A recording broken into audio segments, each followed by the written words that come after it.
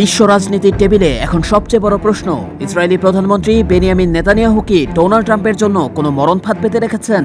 একদিকে নেতানিয়াহুর অস্তিত্ব রক্ষার লড়াই, অন্যদিকে ট্রাম্পের আমেরিকা ফার্স্ট নীতি। তেল আবিব এমন এক পরিস্থিতির সৃষ্টি করছে যেখানে ট্রাম্প চাইলেও ইরানের বিরুদ্ধে যুদ্ধ এড়াতে পারবে না। ইরান কোনো সাধারণ দেশ নয়, ইরাক বা আফগানিস্তানও নয়। তবে কি নেতানিয়াহুর কথায় প্ররোচিত হয়ে ট্রাম্প এমন এক যুদ্ধে পা দিতে যাচ্ছেন যা আমেরিকার পতনের শুরু হতে পারে? বেনিয়ামিন নেতানিয়াহু খুব ভালো করেই জানেন ইসরায়েল একা ইরানের পারমাণবিক স্থাপনাগুলো পুরোপুরি ধ্বংস করতে পারবে না। ইরানের নাতানজ বা ফোর্দো পারমাণবিক কেন্দ্রগুলো মাটির এত গভীরে যে একমাত্র আমেরিকার তৈরি বিশাল বাংকার বাস্টার বোমা ছাড়া সেগুলো ধ্বংস করা অসম্ভব। তাই নেতানিয়াহুর দরকার আমেরিকাকে। বিশ্লেষকদের মতে নেতানিয়াহুর কৌশল হলো ইরানকে এমনভাবে উস্কানি দেওয়া যাতে ইরান বড় কোনো ভুল করে বসে, আর সেই ভুলের অজুহাতে আমেরিকাকে যুদ্ধে টেনে আনা। ট্রাম্পের ইগো এবং ইরান বিদ্বেষকে কাজে লাগিয়ে নেতানিয়াহু মূলত নিজের এজেন্ডা বাস্তবায়ন করতে চাইছেন। এটি সেই ফাঁদ যেখানে পা দিলেই শুরু হবে তৃতীয় বিশ্বযুদ্ধের মহড়া।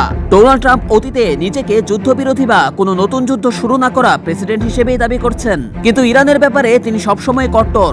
এখন প্রশ্ন হলো, আমেরিকা কি সত্যি ইরানের সাথে যুদ্ধে পেরে উঠবে? কাগজে কলমে আমেরিকা বিশ্বের 1 নম্বর সামরিক শক্তি, কিন্তু ইরানের সাথে যুদ্ধটা প্রথাগত হবে না। ইরান আফগানিস্তানের মতো সমতল বা ইরাকের মতো দুর্বল নয়। পেন্টাগনের ওয়ার গেমিং রিপোর্ট বলছে ইরানে হামলা করলে আমেরিকার হাজার হাজার সৈন্য মারা যেতে পারে এবং যুদ্ধটি কয়েক দশক ধরে চলতে পারে। ট্রাম্প কি তার প্রেসিডেন্সির শুরুতেই এমন ঝুঁকি নেবেন?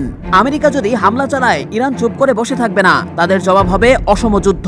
এদিকে ইরান সরাসরি আমেরিকার মূল ভূখণ্ডে হয়তো হামলা করতে পারবে না, কিন্তু তারা মধ্যপ্রাচ্যকে নরক বানিয়ে ছাড়বে। এই যুদ্ধে ট্রাম্পের জন্য আরেকটি বড় বাধা হলো রাশিয়া এবং চীন।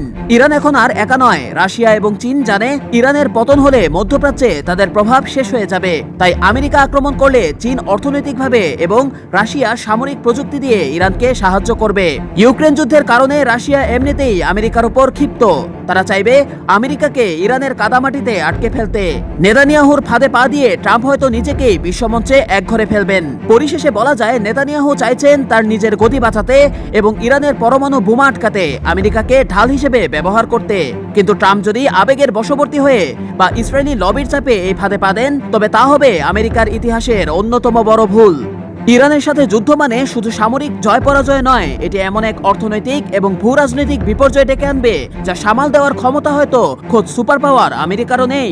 আপনার কি মনে হয়, ট্রাম্প কি শেষ পর্যন্ত নেতানিয়াহুর কথা শুনে ইরানে হামলা চালাবেন, নাকি তিনি আলোচনার পথ বেছে নেবেন?